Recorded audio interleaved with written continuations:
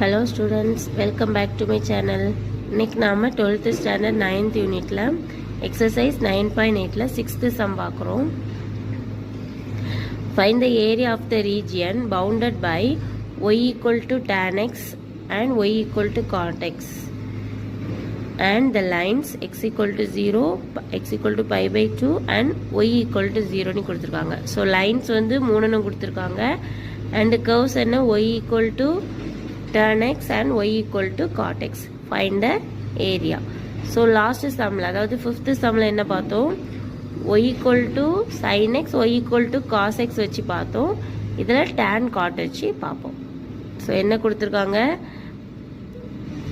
y values கொடுத்துருக்காங்க. So equation 1 and 2 எடுத்துக்கிறோம். ரெண்டும் நமக்கு என்ன தெரியும், ஈக்குவல், ஏன்னா y. ஸோ from 1 and 2 ரெண்டும் ஈக்குவல்னு எடுத்துக்கிறோம்.